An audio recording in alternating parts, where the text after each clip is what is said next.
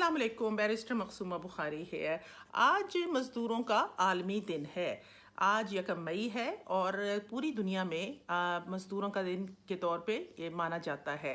अक्सर मुल्कों में छुट्टी होती है, लेकिन बहुत से जो सरमायाकार मुल्क हैं, मसलन यूरोप के लोग, ऑस्ट्रेलिया की कुछ स्टेट्स हैं, वहाँ पे आज के दिन छुट्टी नहीं होती, लेकिन वो इसको मंडे को मिला के करते हैं और उसको वो लेबर डे के बजाय बैंक हॉलीडे का नाम देते हैं। आपको पता चल जाता है ना कि वो सरमायाकार हैं, क्योंकि बैंक का नाम आ जाता है, लेबर डे आउट हो जाता है। लेकिन एक्चुअली 1 मई की छुट्टी जो होती है वो लेबर डे से मुंसलिक होती है। लेकिन बदकिस्मती ये है कि हम सब जब छुट्टी पे होते हैं तो जो एक्चुअल मज़दूर हैं, वैसे तो मैं भी अपने आप को मज़दूर कहती हूँ, क्योंकि मैं अगर काम ना करूँ तो मैं ज़िंदा नहीं रह सकती। और हम में से बहुत से लोग ऐसे हैं जो कि कलम से काम करते हैं, जो अपनी ज़बान से काम करते हैं।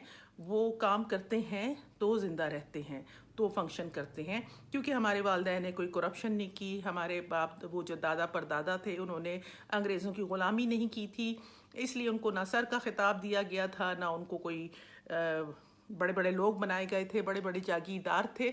हम आम से लोग, जो पढ़े लिखे लोग होते हैं, हम भी मज़दूर हैं। लेकिन जो एक्चुअल मज़दूर हैं, जो भट्टों में काम करते हैं, जो ईंटें उठाते हैं, आप देखें आज सारा दिन वो लोग काम करते रहे हैं और उन बेचारों को शायद आज पता भी नहीं है कि आज उनका दिन है। इस दिन की वैल्यू कहाँ से आती है, ये मेरा ख़्याल है कि हमें समझना चाहिए। 1886 में शिकागो में एक वाक़या हुआ था, जहाँ पे एक मूवमेंट चली थी वर्कर्स की, और उन्होंने मुतालबा उनका ये था कि उनको सिर्फ 8 घंटे काम करना चाहिए। 8 घंटे से ज़्यादा काम करना जो है वो ओवर टाइम में जाना चाहिए, और उनको एक्सप्लॉयटेशन है, क्योंकि वो भी हक़ रखते हैं कि उनको रेस्ट दिया जाए। वहाँ पे हंगामा हो गया और वहाँ से बहुत से मज़दूरों की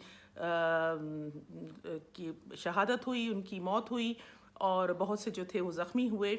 और आखिरकार चलते चलते उस दिन को, 1886 वाले दिन को, वाक़े को लेबर डे में तब्दील कर दिया गया।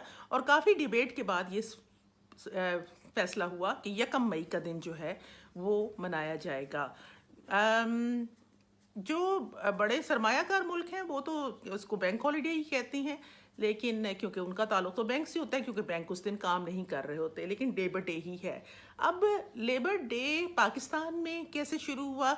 1972 पाकिस्तान पीपल्स पार्टी के बानी जनाब जुल्फ़िकार अली भुट्टो शहीद ने 1972 में जो पहली रिफॉर्म्स थी मज़दूरों की, वो पाकिस्तान में लेकर आए, और उसके बाद ये लेबर डे का इनकाद भी हुआ।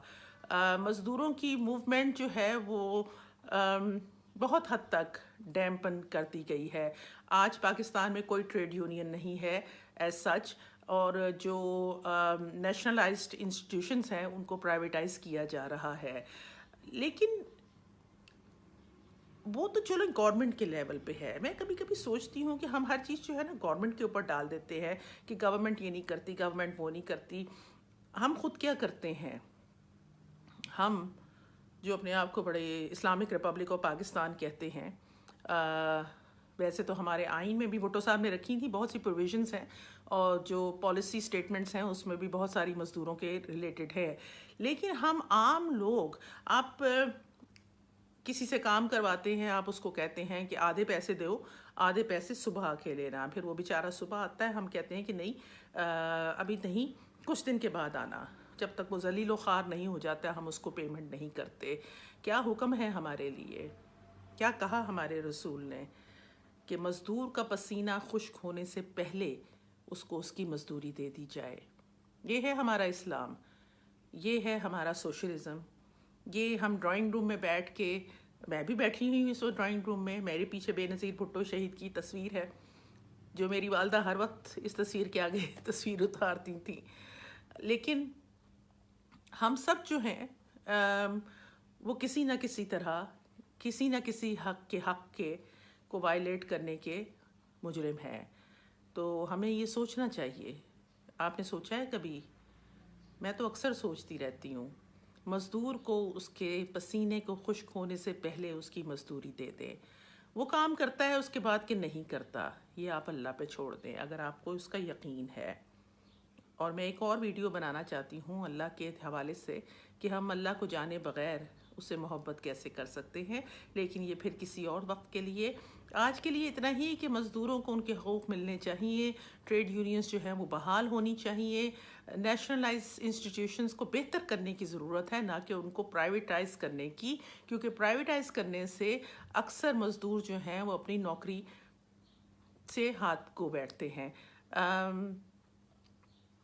پراپرٹیز تھیفٹ یاد رکھیں، کارل مارکس نے کہا تھا، کیونکہ پراپرٹی جو ہے وہ بنانے والے تو بنا لیتے ہیں لیکن جنہوں نے بنائی ہوتی ہے ان کو اس کا کچھ بھی نہیں ملتا۔